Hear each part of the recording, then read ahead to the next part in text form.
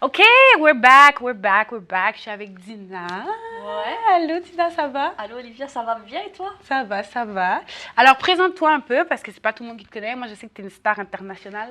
C'est toi Mais, la star, c'est toi la star.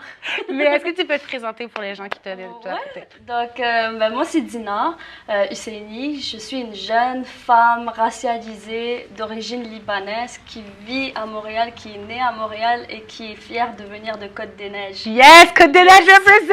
Côte-des-Neiges. Donc ça c'est comment je me présente, puis avec mon identité et tout, je suis aussi musulmane, donc Ok. de culture musulmane, de culture arabe, Mhm. culture arabophone, libanaise. Je suis aussi très engagée dans mon quartier, mais aussi dans la vie en général. J'ai Mhm. pris goût à l'engagement, donc je suis un peu partout, mais dans des endroits où je veux vraiment contribuer à 100%. OK. Je vais nommer vite fait pour Ouais, faire un ouais, non, shout-out c'est à- ça. Ben oui, bien un sûr. shout-out Vas-y, à vas-y. Karim Kopri de Philobox. Donc, il a créé un organisme dont il est le président et je suis la vice-présidente. Et je suis très fière, c'est pour les gens de Côte-des-Neiges, pour les jeunes racialisés comme nous qui veulent contribuer pour leur quartier, mais aussi pour leur société. Puis, Je pense que je le connais. c'est ça, je pense que tu le connais. Ouais. En tout cas, il est très connu dans le quartier. Ouais. Puis sinon, j'ai le privilège d'être ambassadrice du groupe des 30 de Concertation Montréal. Donc ça, c'est un privilège puis un honneur pour moi, mais aussi pour ma famille puis pour mes amis. Et Ouais. je dis toujours, on lâche pas. Non, Même si on vient totalement. de Côte-des-Neiges puis on Non. vit dans des difficultés financières et tout, on lâche pas. Non, Donc, totalement. je me présente comme ça. Totalement. Je vous ai dit, c'est une star internationale. Non. Moi, c'est les gens comme ça qui sont mes stars. Écoute. Puis, je sais que justement, donc tu disais, tu es engagée dans ton quartier et c'est important pour toi.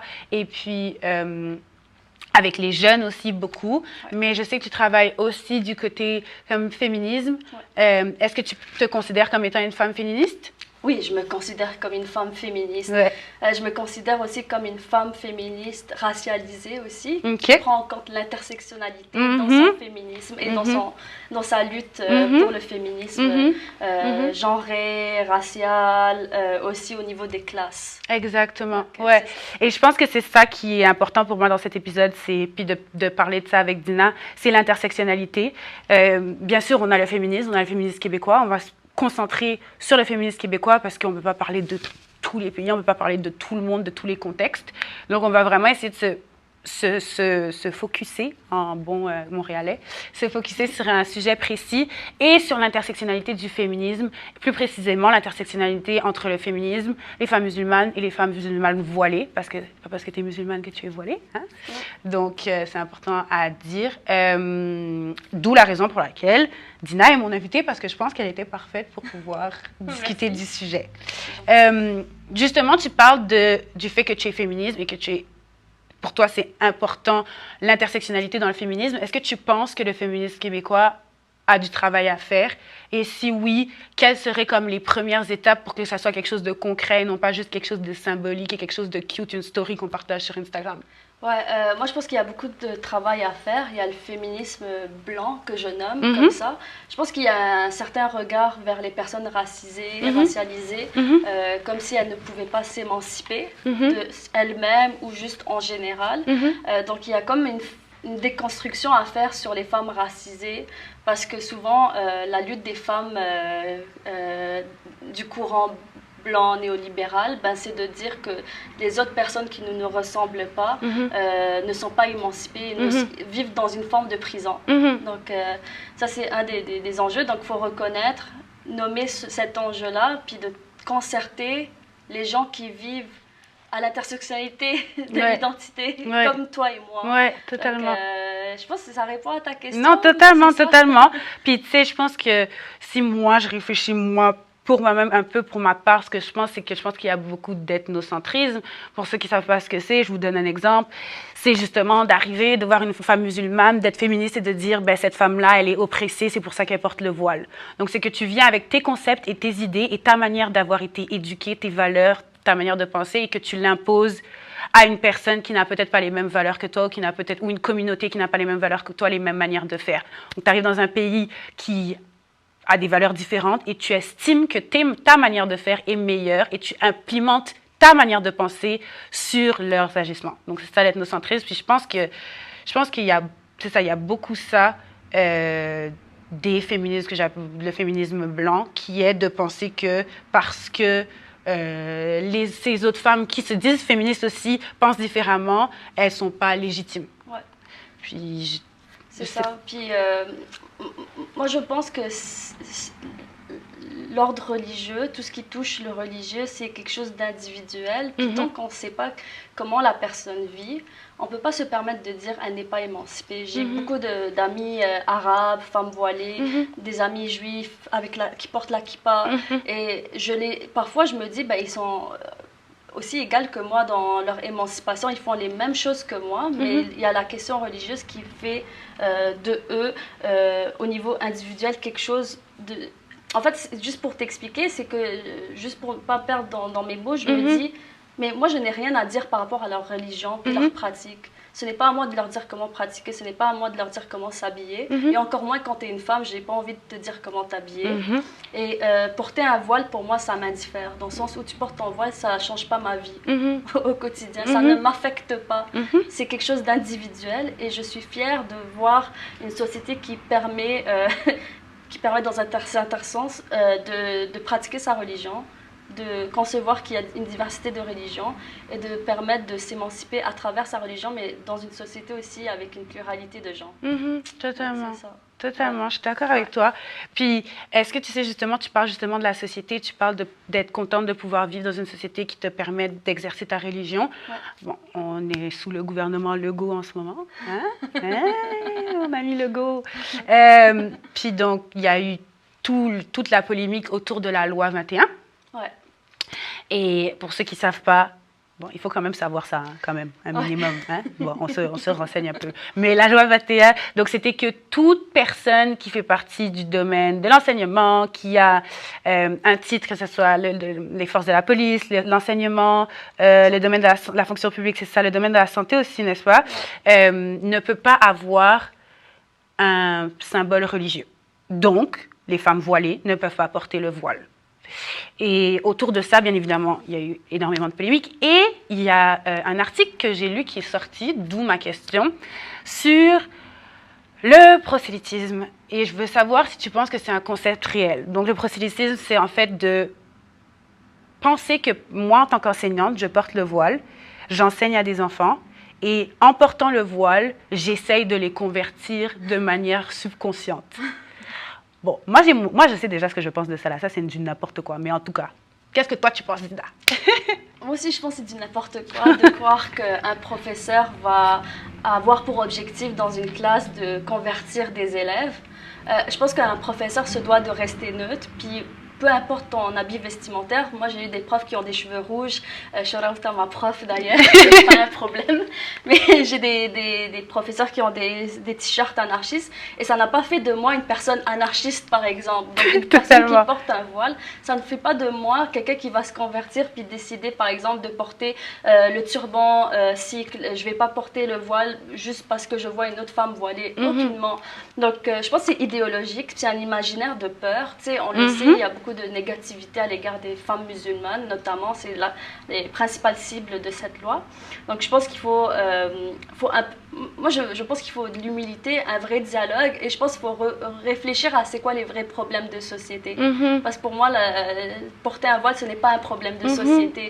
C'est quelque chose qu'on construit et qui n'est pas nécessaire dans notre vie quotidienne, parce que ça ne m'affecte pas. Je ne sais pas c'est qui que ça affecte.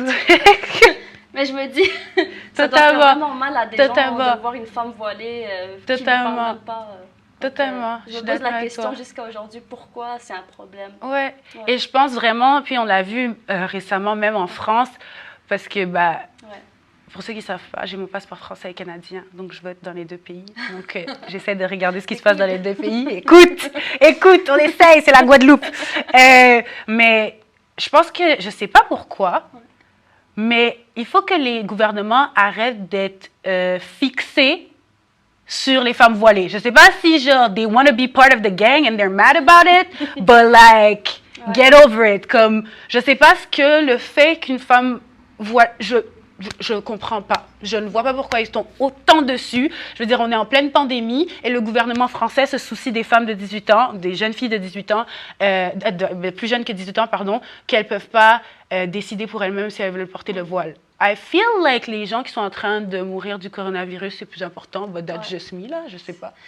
Moi, je pense que, en fait, parfois, ça c'est mon avis puis ma vision je suis politologue aussi là. Okay. Donc juste pour te dire, j'ai l'impression qu'en fait quand le gouvernement n'arrive pas à répondre à un enjeu comme celui de la corona, on décide de dériver le sujet pour aller vers quelque chose qui est plus divertissant.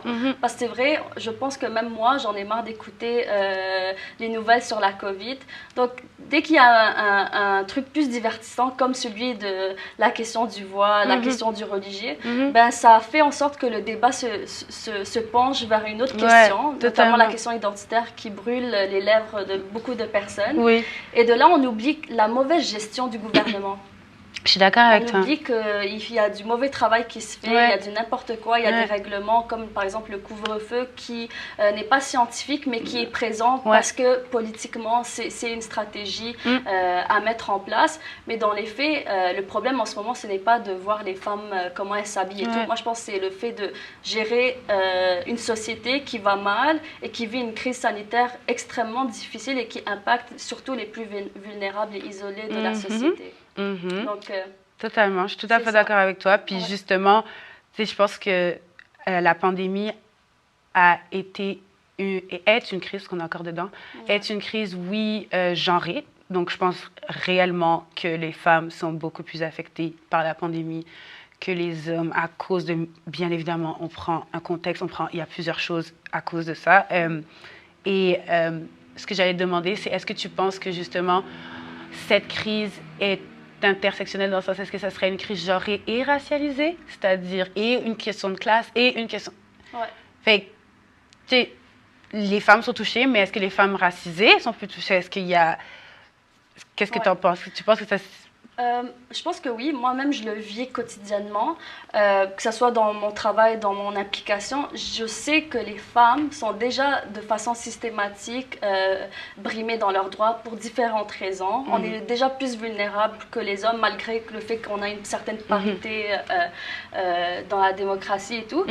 Mais sur le terrain, comment ça se passe? Ben, déjà quand tu es femme, souvent tu es une maman dans un certain cas, donc tu dois parfois dans les tâches ménagères t'occuper 2 fois plus de l'enfant si tu en as, ou même des tâches ménagères parce que dans l'imaginaire c'est souvent ça, malheureusement pour la majorité des cas. Ensuite de ça, quand tu es une femme qui travaille, il y a déjà 2 doubles travail, tu as celui de la maison puis tu as celui de ton emploi. Totalement. Et parfois tu n'as pas les bonnes conditions de travail qui fait en sorte que tu vas avoir un moment de répit. Et quand tu es racialisé, ben déjà tu vis du racisme, tu vis des discriminations, des micro-agressions, des agressions tout court. Donc là, tu n'as pas le support. Tu vis dans la précarité financière, tu n'as pas d'assurance. Tes femmes monoparentales, par exemple, ben, elle est où l'aide? Tu vas vivre ensuite de ça des problèmes de santé, tu vas vivre des problèmes de mobilité, par exemple, le fait que tu n'arrives pas à aller voir ton médecin parce qu'il n'y a pas assez de mobilité. Donc, il y a plein d'enjeux qui font en sorte que les femmes racialisées, les femmes racialisées vivant dans un contexte défavorable, défavorisé, ben, elles vivent plus d'obstacles systémiques. Totalement. Et il faut combattre pour ça, il faut lutter pour ça. Totalement. Puis, je pense que, comme tu disais, de un, il va y avoir la charge mentale. Si vous me connaissez de Instagram, je parle tout le temps de la charge mentale. OK? C'est très important, la charge mentale. Les hommes, écoutez bien. Vos oreilles, vous sortez ça. OK, la charge mentale. Charge mentale, exemple. Moi, j'aime bien faire des exemples. C'est plus facile, c'est plus rapide que le dictionnaire. La charge mentale, c'est je suis une femme, je suis en couple, j'ai des enfants. Je rentre à la maison et ben, il faut faire à manger, il faut faire la vaisselle. Ah, il y a le cours de natation de la petite. Ah, il y a le vaccin qu'il faut faire, c'est vrai. Ah, il faut en plus que j'aille faire mes ongles parce que bah, j'aime quand même m'occuper de moi-même. Ah, en plus, c'est vrai, il m'a dit qu'il avait un gala, un souper, il faut que je l'accompagne, il faut que j'aille trouver une robe. Ah, donc la charge mentale, c'est tout ce qui prend de la place dans votre cerveau et qui fait en sorte que vous pouvez être stressé. Vous savez que vous avez des obligations et que vous allez devoir répondre à ces obligations-là. Bien évidemment, la charge mentale des femmes est plus grande que celle des hommes. Il y a même un TikTok qui a été fait, un homme qui va chez le médecin et le médecin lui demande qu'est-ce qu'a votre enfant et il dit il a mal au ventre et l'enfant dit non papa j'ai mal aux oreilles, maman t'a dit de dire ça. Et la femme quand elle va chez le médecin lui demande quel est son problème et la mère est capable de tout dire, tout dire. Donc ça aussi c'est une charge mentale, comment les mères sont capables justement de pouvoir connaître leur enfant 100% alors que les hommes, bon, ils sont là, voilà. Donc ça, c'est la charge mentale. Maintenant, ce qui se passe, et ce dont parlait Dina tout à l'heure, c'est que il y a ce qu'on appelle aussi le travail émotionnel. Donc le travail émotionnel, c'est tu es une professionnelle, tu travailles en tant que serveuse, hôtesse de l'air, tout le travail où tu as un peu de la relation d'aide, service client à faire, ou même avec tes collègues. Et cette journée-là, tu ne te sens pas bien, tu ne vas pas bien, tu es triste et tout. Mais tu es obligé de faire un travail sur toi-même pour pouvoir sourire. Donc, c'est faire l'effort de changer la façon dont on se sent. Donc, c'est du travail émotionnel. Ça, c'est un. Tout le monde a à faire ça, homme, femme. Sauf que les femmes, souvent, on attend d'elles, bien sûr, c'est à cause de la socialisation et c'est inconscient, mais on attend d'elles à ce qu'elles soient contentes, à ce qu'elles, il y a un collègue qui part, qui part du travail, on devrait lui offrir un cadeau. D'habitude, c'est une femme qui pense à ça. Mon mari se sent pas bien, je vais faire en sorte qu'il se sente mieux, je vais rester contente. C'est un travail émotionnel. Donc, il y a le travail émotionnel au travail et ensuite de ça, il y a le travail émotionnel à la maison. L'exemple du mari, de retourner à la maison et de se dire tout le monde a l'air un peu triste aujourd'hui, donc je vais faire en sorte que tout le monde se sente bien, je vais faire une soirée pizza. Ça, c'est du travail émotionnel. Et le troisième travail émotionnel, c'est ce qu'on appelle la culpabilisation. Donc, c'est, mais moi non plus, je ne me sens pas bien aujourd'hui et je n'ai pas envie de sourire. Mais se sentir coupable parce qu'on ne sourit pas et on a l'impression que c'est notre faute si nos enfants ne sourient pas et notre mari ne sourit pas. Là, maintenant, ma question, c'est, ça, c'est pour une femme caucasienne, normale. Est-ce que les femmes racisées ont une quatrième charge émotionnelle qui serait, moi, quand je change mes cheveux au travail, que je vais travailler, que je n'ai pas envie de sourire, que je souris, puis qu'on me dit « Hey, t'as changé tes cheveux, ta blague, elle n'est pas drôle. » Genre, la vérité, j'ai juste envie de te dire « Ben oui, comme les 72 autres fois. » Mais oui, ça, c'est du travail émotionnel. Donc, est-ce que les femmes racisées ont un travail émotionnel en plus? Puis, est-ce que les femmes musulmanes ont un travail émotionnel en plus, surtout les femmes voilées, où on regarde leur voile et on leur fait un commentaire? Fait que je me demande, est-ce que c'est ça? Est-ce qu'il y a un quatrième shift? Je pense que oui. Il y a toujours un double standard. Quand on est femme racisée, la moindre erreur, on va être dans le bureau en train de dire bah, t'as fait une erreur, alors qu'une femme blanche par exemple qui fait la même erreur n'aura pas ce traitement là. Donc il y a différentes façons de le voir, mais ça c'était mon exemple. Et puis je pense qu'à chaque fois qu'on est racisé, on doit toujours faire attention à comment on parle, comment on se comporte, comment on s'habille, comment on explique les choses, parce qu'à chaque fois qu'on ose la voir où on parle d'une certaine façon, on va nous donner certains stéréotypes. La femme arabe hystérique, la femme arabe un petit peu fofolle et tout. Puis les femmes voilées aussi, c'est la même chose. Ben, dès qu'elles montent la voix, c'est « Ah, la petite radicale ». Donc ça, je l'ai déjà entendu d'une expérience d'une amie. Ah ouais? Donc il y a toujours ce devoir, malheureusement, en fait, c'est pas un devoir, c'est toujours une certaine forme de sécurité qu'on se donne pour faire attention à comment les gens vont nous regarder, comment les gens vont nous juger, comment les gens vont se dire mais regarde comment elle se comporte, cette fille-là ou cet homme-là. Donc il y a toujours cette idée qu'on doit toujours réfléchir à comment on est, comment on interagit. Et moi, je suis contre cette façon de faire les choses. Ouais. Mais parce qu'on est racisé, on se doit parfois de faire attention à ce qu'on est, à ce qu'on projette. Puis est-ce que toi, tu penses que j'imagine que oui, mais est-ce que tu penses que tu t'adaptes ou tu te morphes, ou j'appelle ça l'effet caméléon, mais de changer un peu comment tu interagis avec les gens parce que tu es une femme racisée? Est-ce que tu penses que tu le fais énormément? Moi, je pense qu'en fait, je suis toujours restée comme je suis, mais mon langage diffère. Okay. Je fais attention à comment je vais expliquer les choses. Okay. Moi, je pourrais être perçue comme une fille qui dit ce qu'elle pense. Je dis, yo, toi, t'es une soumoune. Tu vois? Mais au lieu de dire t'es une soumoune, tu sais, je vais, avec la personne qui est devant moi, je vais dire, non, mais toi, t'as pas besoin de savoir ce qui... Ouais, je comprends, je comprends. Donc, je fais attention à ma façon de parler. Après, c'est sûr qu'en grandissant avec différentes expériences, j'ai dû parfois rentrer dans certains moules en restant qui je suis, en restant dans mes valeurs, puis dans mes objectifs, puis en restant surtout intègre à mon identité. Donc, c'est ça. Mais moi, je dis toujours, par exemple, à mes amis, restez qui vous êtes, mais votre langage, parfois, se doit de différer selon le contexte pour différentes raisons. Et si vous ne voulez pas, vous pouvez donner le même langage qui vous a... En fait, vous pouvez garder le même langage qui vous définit. Puis amener vos valeurs, puis vos intérêts, puis vos objectifs sur la table. Oui, totalement, je suis d'accord. Mais ne changez pas pour les autres. Non, totalement. C'est ça. Puis c'est tellement plus dur qu'on pense. Des fois, c'est devenu tellement un automatisme parce qu'on vit dans une société caucasienne, européenne, enfin, que ce soit dans une société européenne ou une société nord-américaine. Des fois, on ne s'en rend même pas compte, puis on réagit parce qu'on est habitué à réagir de cette manière-là. Mais je pense que, si on parle même du travail, je pense que la charge mentale que les femmes racisées ont est énorme. Et je pense réellement que c'est un problème. Je pense même qu'en ce moment, avec la pandémie, c'est beaucoup plus fort, c'est beaucoup plus grand. Mais je pense aussi que, tu sais, si on parle de prendre off au travail, de prendre une pause, je pense pas que les femmes racisées le vivent de la même manière. Je pense qu'on se sent, puis j'avais cette discussion-là avec une amie, mais je pense qu'on se sent coupable de prendre une pause. Je pense que, tu sais, des fois, j'entends mes collègues et puis ils vont me dire mais c'est ton droit, tu sais. Ouais, mais we don't see it the same way. Moi, je sens pas la force de dire c'est mon droit. J'ai le droit, c'est écrit dans le contrat.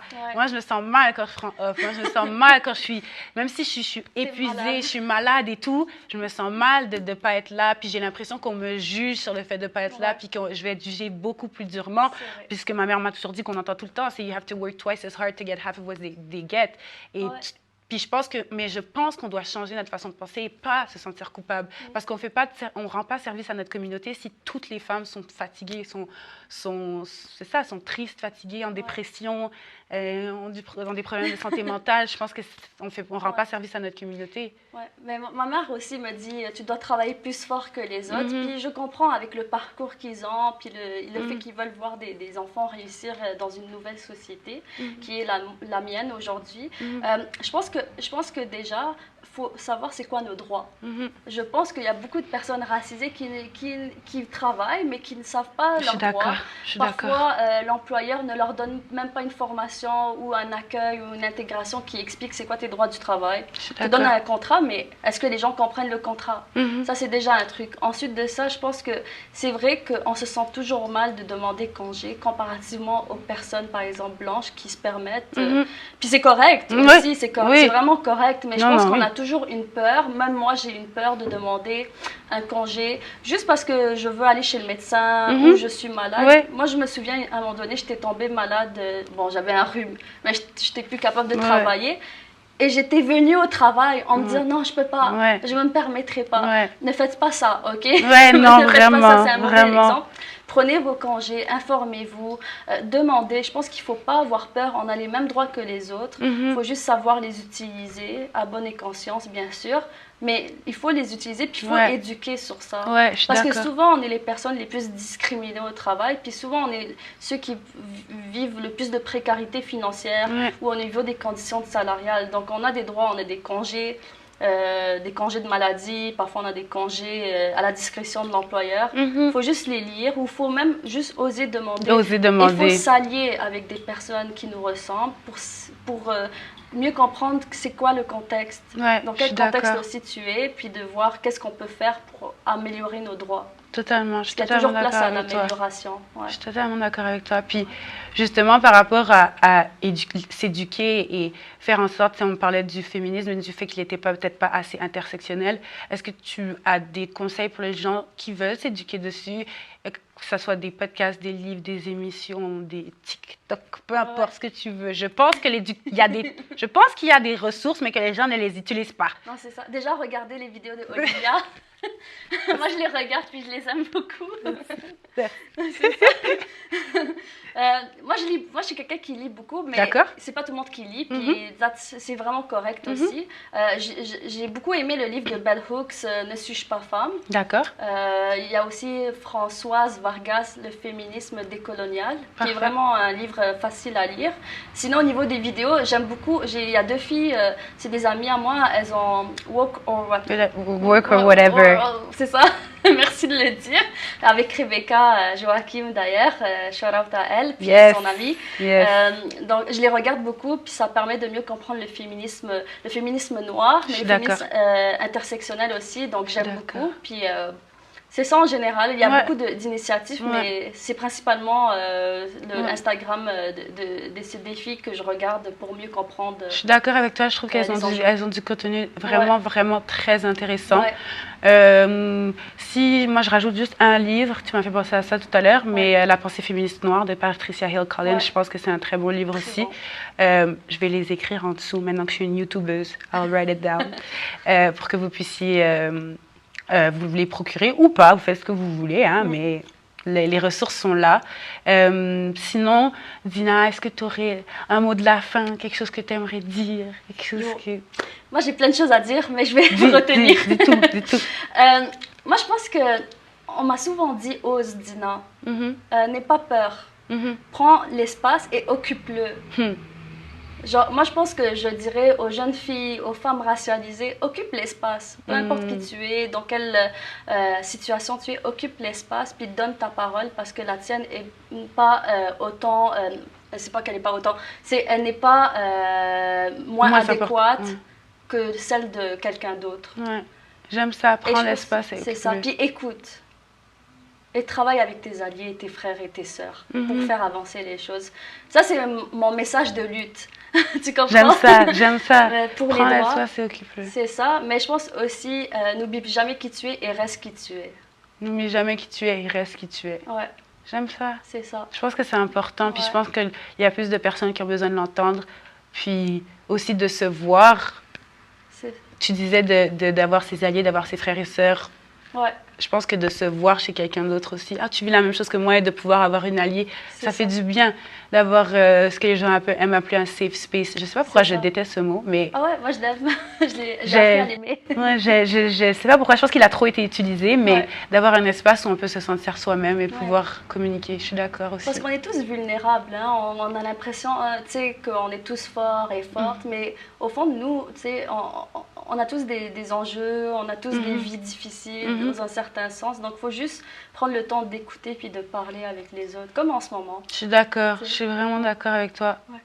D'accord. Ouais. Ça, c'était Dina, ma superstar. Ah, c'est toi la superstar. De follow. Des fois, elle fait des petits TED Talks sur son Instagram et je pense que vous pouvez en apprendre beaucoup. Merci énormément d'être passée. Je suis tellement contente, tellement contente, genre vraiment. Genre, I really wanted her on the show because she has a lot to say and she is... Yeah, c'est une inspiration pour moi. Et toi aussi, t'es une inspiration pour moi. Donc voilà, c'est ça.